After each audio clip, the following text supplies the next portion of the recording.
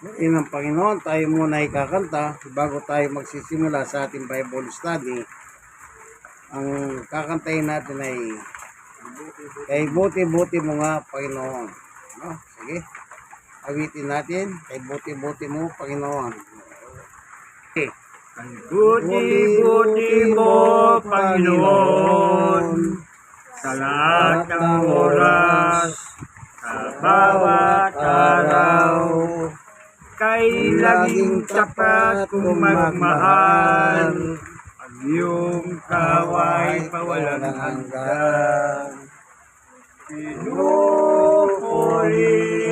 sinasamba kita, dakilang Diyos at Panginoon, tunay nga ika'y walang katulad, tunay nga ika'y di nagbabago, Mabuti ang Diyos sa amin nagmamahal.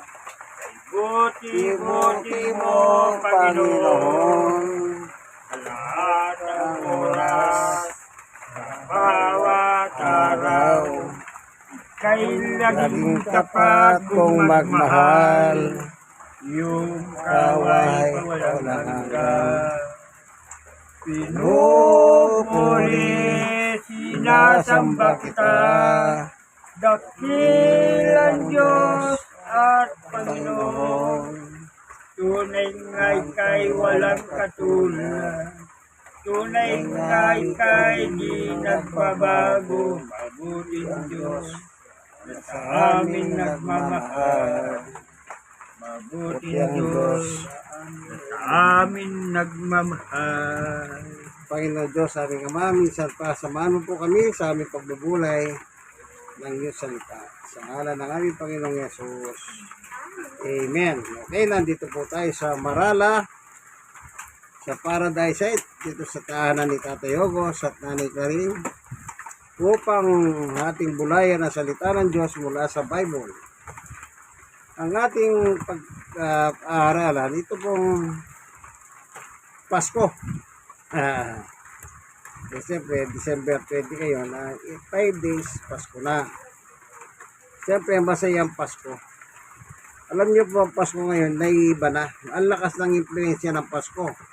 Yung mga bansang hindi nagdiriwang ng Pasko, ngayon nakikita niyo po, kung mapapanood din niyo sa international news o sa YouTube, Facebook, meron na po silang mga pagdiriwang. Kagaya sa Middle East, Saudi Arabia. Alam niyo, Saudi, napakaigpit. Pero ngayon, meron na po silang pagdiriwang ng Pasko. Pero hindi pa naman 100%, pero meron na po. Kasi napapanood ko na po sa YouTube. Minsan, nanood po ako sa YouTube tinignan ko na meron na po silang pagdiriwang.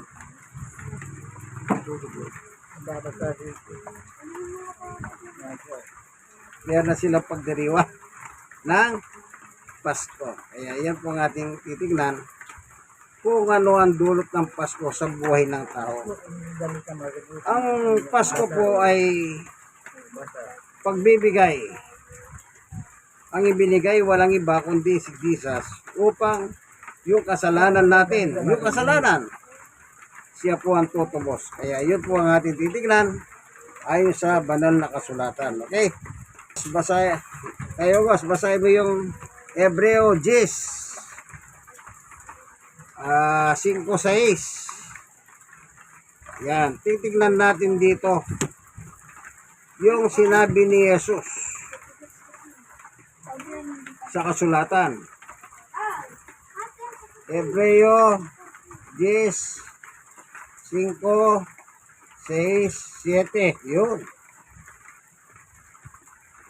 Nung araw po kasi, yung tao noon, naghahandog po sila ng mga hayop para sa kasalanan nila.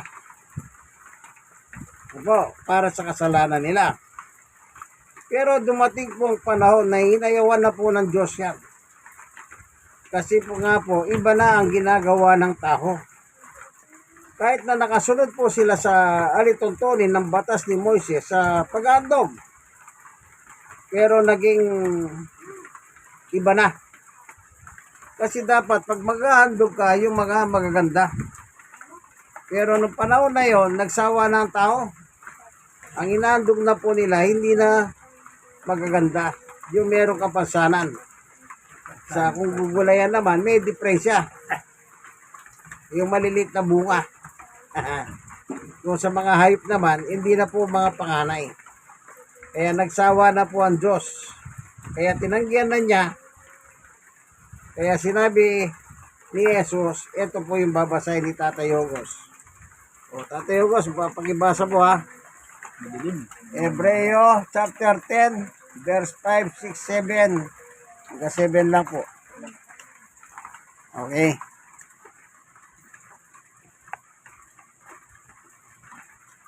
O nakita mo na Tayo Hugos.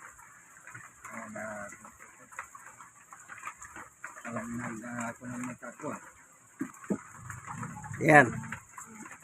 Babasahin ko, no? Oh. Dahil dyan, nang si Kristo napalito sa daigdig, sinabi niya sa Diyos, ang mga pag-alay, pati mga handog, at ang mga hayop na handang sunugin, hindi mo na ibig na gambana dalhin. Hindi mo kinalulugdan ang mga handog na sinusunog at mga handog upang kawin ang kasalanan. Kaya ihanda mo ang aking katawan upang maging handog. Kaya sinabi ko, ako narito, O Diyos. Upang sundin ang iyong kalooban ayon sa sinasabi sa kasulatan tungkol sa akin. Amen. Ang nagsasalita po dyan si Jesus. Ang kausap niya ang Diyos Ama. Dahil hindi na po tinatanggap ng Diyos ang handog ng tao, paano tayo ngayon? Makasalanan po tayo. Paano na ngayon yung ating mga kasalanan? Di wala na. Kung wala na, wala tayong may babayad. Kung ganun mangyayari, dire-diretso tayo sa impyerno, lahat tayo. Mahal tayo ng Diyos. Anong ginawa niya? Ibinigay ang kanyang anak. Isinugo si Jesus upang siyang maging handog. Kaya sabi ni Jesus, siya na ang magiging handog para sa yung kasalanan, mapawalang sala. Diba? Ngayon, tignan natin. Galatia 4:4, Tatay Hugos. Ika na po. Sige, basa na po. Ngunit nang lumapit ng tamang panahon, sinugo ng Diyos ang kanyang anak na isinilang na isang babae at namuhay sa ilalim ng kautusan. Yan, amen. Tayo, Gos, basahin mo ngayon yung Roma 5:6. Ayan, si Pablo po nagsalita dyan sa Galacia. Siya rin po nagsalita dyan sa Roma 5:6. Kailan po yung pangyayaring yan? Kailan niya, bakit sinugo ng Diyos ang kanyang anak? Para saan? Tingnan po natin dyan, sa Roma 5:6. Para maintindihan natin yung pagsusugo sa kanya ng Diyos. 5:6. Opo. Sapagkat nung tayo'y mahina pa, namatay si Kristo sa dagdag panahon para sa mga makasalanan. 8. Verse 8. Ngunit pinatunayan ang Diyos ang kanyang pag-ibig sa atin nang namatay si Kristo para sa atin noong tayo'y makasalanan pa. Amen. Yung takdang panahon po, yun yung tayo makasalanan. Ang tinukoy ni Pablo. Isinugo kasi nga po may takdang panahon. Kailan yon? Nung tayo po ay makasalanan. Si Jesus po ang namatay para sa ating mga kasalanan. Kung wala tayong kasalanan, walang Yesus. Kung walang kasalanan, walang Pasko. Kaya may Pasko po tayo. Ngayon, kung yung iba, ayaw nilang may Pasko, di nasa kanila po yan, ano? Basta tayong mga naniniwala sa Pasko, meron tayong tagapagligtas. Opo, tatandaan ninyo yan. Nang dumating ang panahon, ang sabi sa Galacia, isinugo si Jesus. Kailan yun? Tayo po ay nasa kasalanan. Kaya tayo po ay masaya. Dahil ang Pasko, nagdudulot ng malaking kagalakan. Yan ang sinabi po ng anghel doon sa Pastol Tupa. Tayo po sa Lucas chapter 2, verse 8, 9, 10, 11. Ayan, hanggang 11 lang po. Tingnan naman natin ang pangyayari dito sa panahon na isinilang ang ating Panginoong Yesus ayon sa sinabi ng anghel doon sa mga Pastol Tupa ng gabing yahon.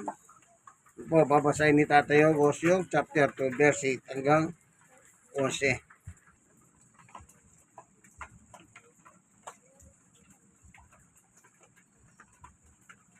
Babasahin. Opo.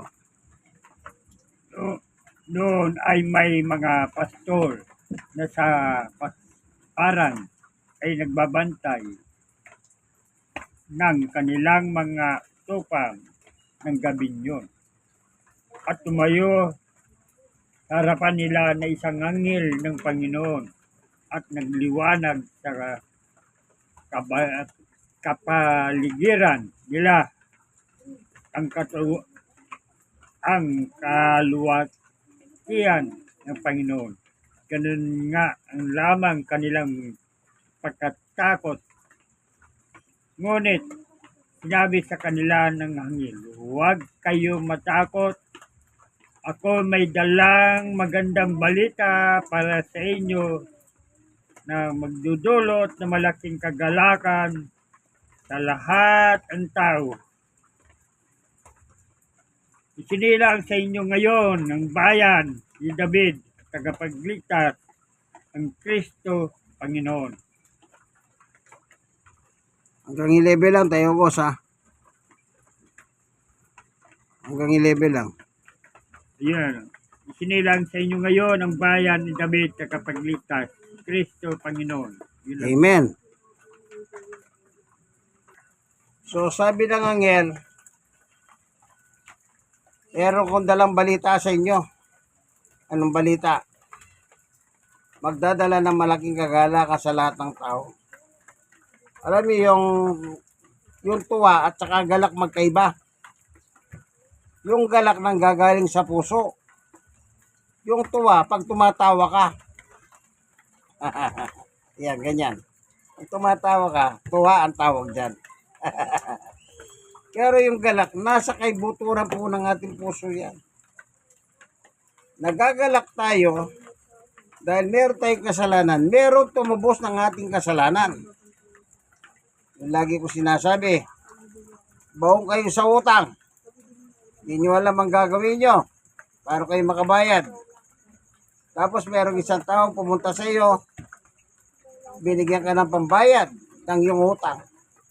O ano-anong gagawin mo doon? Tatawa ka ba? Hindi sasabihin sa iyo, parang nababaliw ka. Nagagalak ka dahil merong nagbayad. Yung kagalakan mo sa puso, nagmumula po yun. Ano po? Ganun po yung nangyari. Kaya sabi ng anghel ng Panginoon, huwag kayong matakot. Kaya sino naman ba hindi matakot? Ating gabi, nagpapastol ka ng tupa. Bigla ba naman nagliwanag sa iyong paligid, hindi ka ba matatakot? Kaya nakalagay dyan, natakot ang mga pastol. Buti na lang, hindi sila kumaripas ng takbo. Kaya timano, sinabihan sila ng anghel na huwag kayong matakot. Kumbaga, kasi kung matagal bago sumagot sa anghel, baka kumaripas ng takbo yung ano. Pero hindi eh. Kagad sinabi niya, huwag ka na yung matakot dyan. Po. Kaya tayo, tatandaan nyo, pag nakakita kayo biglang nagliwanag, huwag kayong basta matatakot. Eh, yung iba eh, pagkabigla eh, hindi tumatanong pa eh. O, nadidisgrasya. Kailangan hindi ganon, ano? Huwag tayo pabigla-bigla, ika nga. Kaya tayo po bilang mga tao makasalanan, binayaran po ni Jesus yung ating sala. Kailan yun nangyari? Yun ang sabi ni Pablo, noon dumating ang takdang panahon. Ano yung panahon na yun? Panahon na makasalanan po tayo, kaibigan. Dahil po sa pag-ibig ng Diyos, ibinigay si Jesus upang siyang tumubos ng ating kasalanan. O, isipin niyo po, nung inalis po yung unang handog, kagaya ng handog ni Moises, ang ipinilit ay handog ni Jesus. Yung mismong buhay ni Jesus po ang inihandog para sa ating kasalanan. Kaya tandaan niyo po yan, bilang mga tao, tayo dapat magalak dahil meron pinadala ang Diyos na tagapagligtas. Ang ibig sabihin po ng Jesus, tagapagligtas o Kristo o kaya Misaya. Tingnan niyo po yung sinabi ni Herodes. Ang sabi ni Herodes dito sa Mateo chapter 2, Tayogos, Mateo chapter 2.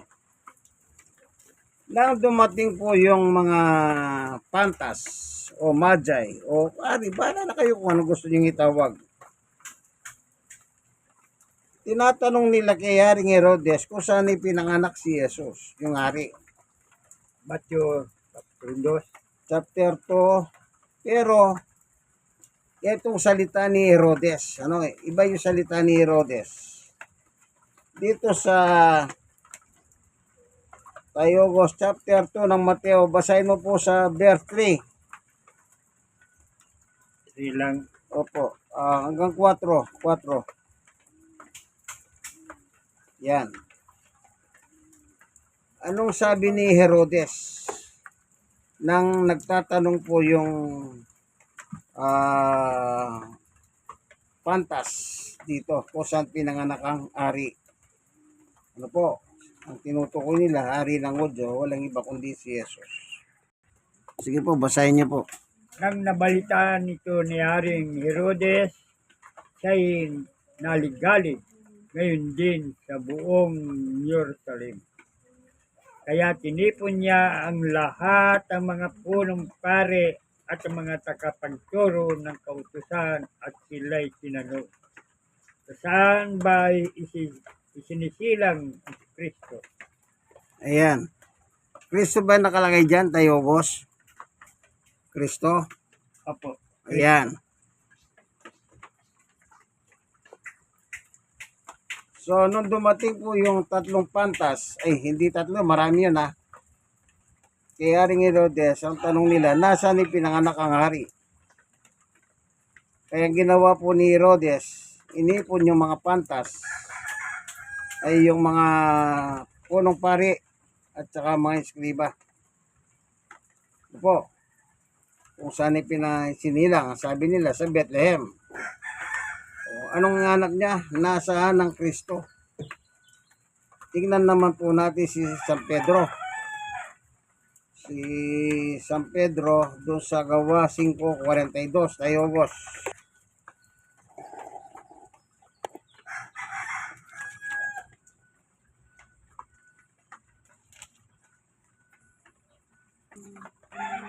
At mga gawa, Kapitulo 5, talatang 42. At araw-araw sa templo at sa mga bahay-bahay, walang tigil silang nagtuturo at nangaral sa magandang balita tungkol kay Jesus ang Kristo. Amen. Maliwanag ano? Si Jesus ang Kristo. Ibig sabihin, tagapagligtas ang Kristo. Kaya nung tinanong ni Herodes, saan pinanganak ang tagapagligtas? Saan pinanganak ang Kristo? Alam niya, meron eh. Meron talaga. Kaya sinabi ni Pedro, sa panahon ni Pedro, O tayo, Gos, Gawa 4:12. Doon naman po yung babasahin nyo. Si Pedro din po nangangaral dyan sa Gawa. panahon ng Pentecostes. 4:12. Sa kanya lamang matatagpuan ang kaligtasan sapagkat walang ibang pangalan sa buong daigdig na binigay ng Diyos sa mga tao upang tayo ay maligtas. Ulitin nyo nga po tayo, Gos. 4:12. Ulitin nyo lang po. Kapilitong 4 kalatang 12, sa kanya lamang ang matatagpuan ang kaligtasan sapagkat walang ibang pangalan ang buong daigdig sa binibigay ng Diyos sa mga tao upang tayo ay maligtas. Sa Gis, basahin nyo po yung verse 10. Then, Opo, 10. Verse 10.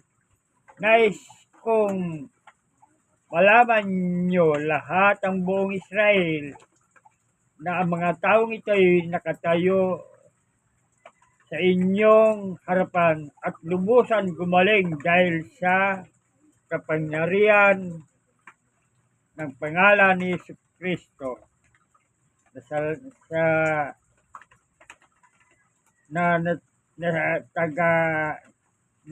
taga Nazaret ang iyong pinako sa cross, ngunit muling binuhay ng Diyos.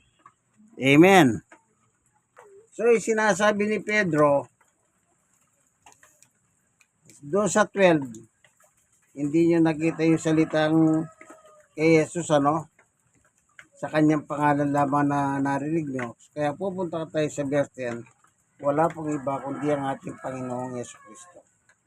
Biyaya ng Diyos yan na tayo pong mga tao, tayo po yung mga makasalanan. Pero dahil sa hawat pagmamahal ng Diyos, kahit nagandog po ang mga tao ng mga hayop, kahit nalinsunod sa batas ni Moises, kahit hindi na niya gusto, pero pinalitan niya po, ang pinalit niya, yung handog ng kanyang anak na si Yesu Kristo. Parang ganito lang po yan. Sino bang magulang dito ang pwedeng umako sa kasalanan ng kanyang anak? O sino bang anak dito sa lupa na ang aako sa kasalanan ng kanyang magulang? Halimbawa, ang sentensya, death penalty. O sino po ang gustong umako? Wala. Pero sa kasaysayan sa Biblia, ang nagsakripisyo po ang Diyos. Nagsakripisyo siya kasi inandog niya po o inutusan ng kanyang anak upang iandog para sa ating kapatawaran ng ating kasalanan. Kaya malaki po ang pag-ibig ng Diyos sa atin. Salamat, Panginoon Diyos, sa iyong pagmamahal sa amin. Tinuruan mo kami, pinakilala mo sa amin, pinahala mo sa amin na kaming mga tao ay mahal mo sa kabila na kami po ay may kasalanan sa iyo. Salamat po sa ngalan ni Jesus. Amen. Okay, kakanta naman natin, Diyos ay pag-ibig. Ito, may kodi ko. Lyrics daw na rin. Siya po ang ating kakantay ngayon. Diyos ay pag-ibig. Okay. Pag-ibig siyang pumukaw sa ating puso'y kaluluwa, ang siyang nagdulot sa ating buhay ng gintong aral at pag-asa. Pag-ibig ang siyang buklod natin, di mapapawid kailan pa man sa puso diwa. Tayo'y isa lamang kahit na tayo'y magkawalay.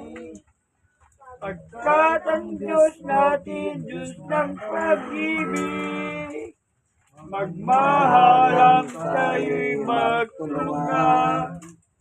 At kung tayo'y bigo, ay huwag limutin na may Diyos tayong Nagmamahal Kapin sa ating pagsuyo, ating ikalat sa buong mundo. Pag-ibig ni Jesus ang siyang sumakop sa bawat pusong uhaw sa pagsuyo. Pagkat ang Diyos natin, Diyos ng pag-ibig, magmahalang tayo'y magtulungan. At kung tayo'y bigo, ay huwag limutin na may Diyos tayong nagmamahal. Diyos ay pag-ibig. maraming salamat po sa iyo, Panginoong Diyos. Minsan pa, pinusog mo kami ng iyong pagkain pangkaluluwa. Basbasan mo po ang bawat isa sa aming Bible study ito. Ikaw po ang magpala sa bawat isa. Sa tahanan ni Tatay Ogos at Nanay Claring at kaming dalawa ni Brother Marlon at kanya pong dalawa nga po.